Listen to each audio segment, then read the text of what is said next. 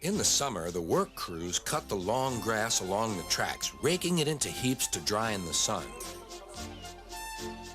At this time of year, Percy stops where they have been cutting.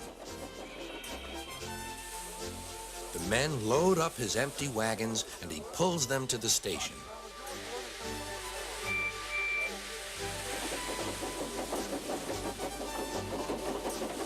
Toby then takes them to the hills for the farmers to feed their stock.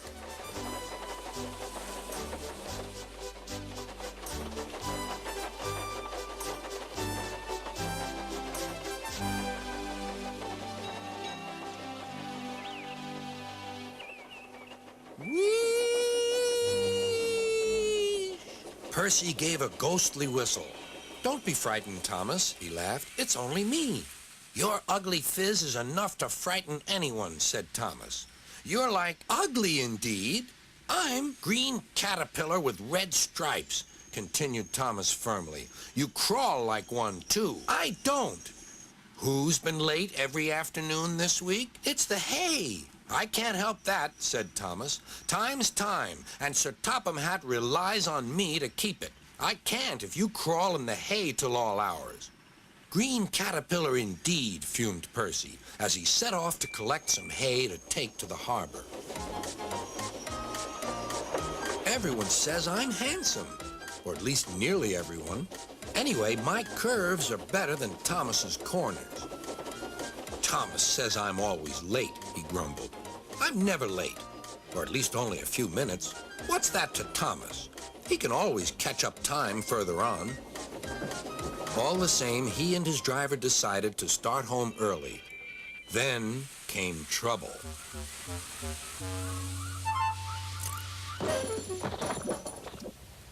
A crate of treacle was upset all over Percy. Percy was cross. He was still sticky when he puffed away. The wind was blowing fiercely. "Look at that!" exclaimed the driver.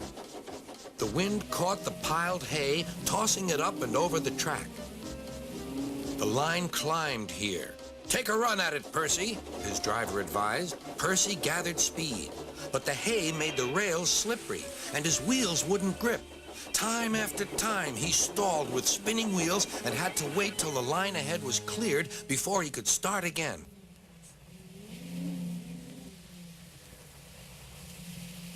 Everyone was waiting. Thomas seethed impatiently. 10 minutes late. I warned him. Passengers'll complain. And Sir Topham Hatt." Then they all saw Percy. They laughed and shouted.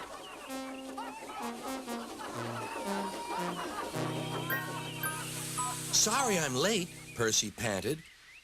"Look what's crawled out of the hay," teased Thomas. "What's wrong?" asked Percy. "Talk about hairy caterpillars," puffed Thomas. "It's worth being late to have seen you."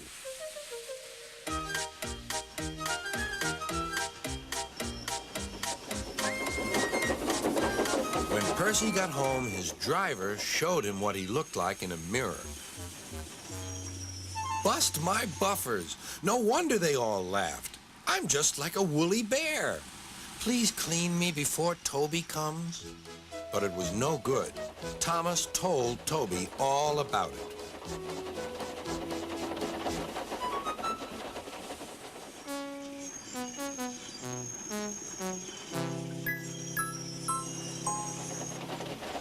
Instead of talking about sensible things like playing ghosts, Thomas and Toby made jokes about woolly bear caterpillars and other creatures which crawl about in hay. They laughed a lot, but Percy thought they were really being very silly indeed.